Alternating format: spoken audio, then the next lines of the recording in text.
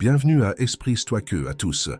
C'est un honneur d'être présent pour partager un autre contenu de valeur avec chacun d'entre vous. Dans le monde d'aujourd'hui, il y a des gens beaucoup plus intelligents que d'autres. Les personnes sages savent utiliser des stratégies pour être plus intelligentes que les autres, même si au fond elles ne le sont pas vraiment. Alors comment est-ce possible? Dans cette vidéo, je vais commenter sur les choses que les personnes sages font en silence et qui leur procurent un avantage dans la société à cause de cela. Gardez bien cela à l'esprit tout au long de cette vidéo. Quand on se expose dans certaines situations, il est clair qu'il y a beaucoup plus à perdre qu'à gagner. Vous voulez découvrir ce que les personnes sages utilisent pour être plus intelligentes que la plupart des gens? Alors suivez-moi et comme d'habitude, ne soyez pas faibles. Restez jusqu'à la fin, ne manquez pas l'occasion de maîtriser vos émotions. Obtenez dès maintenant notre e-book sur la connaissance de soi. Cliquez sur le lien du premier commentaire épinglé et libérez votre véritable potentiel. Divisons cette vidéo en sections. Commençons par le numéro 1. La résolution de problèmes et la résilience. Les sages résolvent leurs problèmes au lieu de s'en plaindre. Cette approche de résolution de problèmes et d'attitude résiliente est soutenue par la philosophie historique. Elle promeut l'idée que nous devons accepter les défis de la vie avec calme et détermination. La plainte est vue comme une attitude négative et improductive. Les personnes intelligentes analysent le problème, réfléchissent à des solutions et essaient de le résoudre. Chaque tentative contribue à acquérir plus d'expérience, facilitant la résolution des futurs défis. Numéro 2. Apprendre des erreurs des autres. Les personnes intelligentes analysent les erreurs des autres. Conformément à la philosophie, elles appliquent subconsciemment les principes de la sagesse historique. Au lieu de corriger et juger constamment les autres pour les erreurs commises, elles observent et apprennent silencieusement. Corriger constamment peut créer des intrigues et même éloigner les gens. Il vaut mieux observer et apprendre des erreurs des autres, en prêtant attention aux détails. Évitez de corriger les autres, car tout le monde n'accepte pas bien les critiques.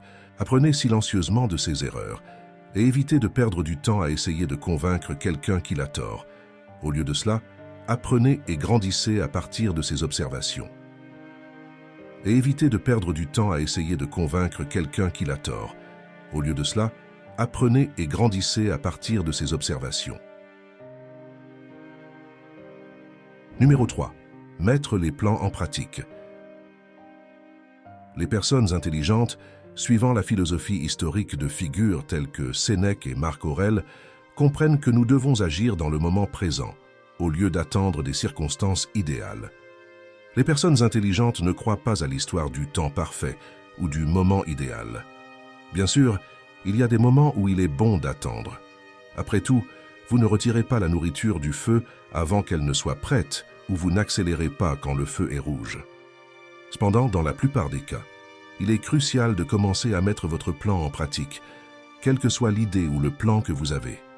Si vous n'agissez pas, vous resterez stagnant et vivrez dans la médiocrité. En ne profitant pas du temps, les personnes intelligentes n'attendent pas le moment ou l'opportunité parfaite. Elles travaillent avec ce qu'elles ont et s'adaptent aux difficultés, gagnant de l'expérience et de la maturité tout au long de leur vie. Même face aux adversités, si vous n'affrontez pas de difficultés en cours de route, vous n'apprendrez jamais et ne serez jamais assez fort pour supporter les pressions de l'avenir. Donc, si vous voulez que quelque chose fonctionne, commencez maintenant. Car il vaut bien mieux agir que d'attendre sans rien profiter. Numéro 4. Identifier les mauvaises influences. Reconnaître et s'éloigner des mauvaises influences est conforme au principe historique de cultiver les vertus et d'éviter les vices. Une des pires choses que vous puissiez faire en matière sociale est de confronter quelqu'un dont l'attitude ne vous plaît pas. Par exemple, vous êtes dans un environnement où vous savez qu'une certaine personne est une mauvaise influence. Quelqu'un sans maîtrise émotionnelle qui crée des intrigues avec ceux qui l'entourent et perturbe la paix des autres individus. Si vous êtes dans cet environnement avec cette personne et décidez de la confronter ou de lui dire qu'elle est une mauvaise personne, elle fera probablement tout pour perturber votre paix. Les personnes sans caractère adorent enlever la paix et le plaisir des autres. Dans une société problématique comme la nôtre, il suffit d'un mot de travers pour causer la confusion. Je ne plaisante pas. Il suffit de regarder les nouvelles. Combien de bagarres se produisent à chaque jour dans les bars ou dans la circulation? Ce n'est pas agréable. C'est catastrophique. Lorsque vous identifiez quelqu'un comme une mauvaise influence en un endroit, éloignez-vous de cette personne et concentrez-vous sur ce que vous devez faire pendant ce temps, sans vous exposer ou vous impliquer avec ce type d'individu. Numéro 5. Observez le regard et la communication non verbale. La façon dont les gens vous regardent en dit long sur eux. La capacité d'observer les micro-expressions et le langage non verbal est alignée avec l'attitude historique de prêter attention aux détails subtils. Le regard communique beaucoup, parfois plus que les mots eux-mêmes. Si quelqu'un vous raconte une grande nouvelle mais que son regard est triste, vous réaliserez que la nouvelle n'est pas aussi bonne qu'elle le prétend. De même, si quelqu'un exprime de la joie pour vos réalisations mais garde un regard découragé, vous comprendrez que cette personne ne vous a jamais vraiment soutenu. En résumé, le regard peut révéler beaucoup sur quelqu'un, car les yeux ne peuvent pas mentir.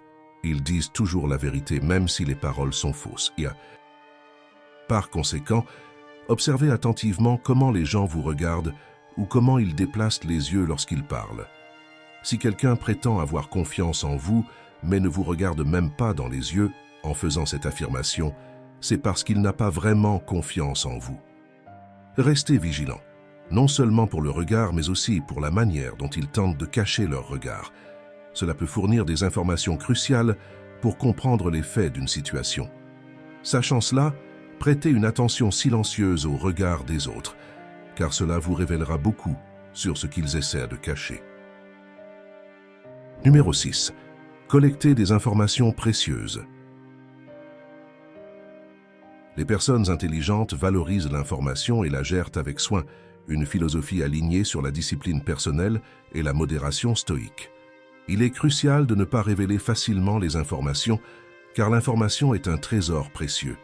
Imaginez que vous soyez un entrepreneur et que vous receviez des informations d'un contact dans une certaine entreprise, des informations qui bénéficient à votre entreprise. Si vous partagez cette source avec d'autres entrepreneurs, ils pourraient l'utiliser à leur avantage, pas nécessairement pour vous nuire. Partager la source de votre information est une erreur, car l'information est un trésor pour l'esprit.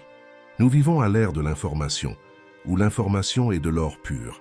Elle offre la sécurité, la capacité de savoir en qui avoir confiance, en qui ne pas avoir confiance, et surtout, elle guide vos choix et vos évitements. Par conséquent, chaque fois que possible, collectez des informations silencieusement et ne révélez jamais l'étendue des informations que vous possédez. Gardez votre culte pour que personne ne comprenne pourquoi vos décisions sont toujours justes. Numéro 7. Analysez les pensées et séparez le constructif du destructeur.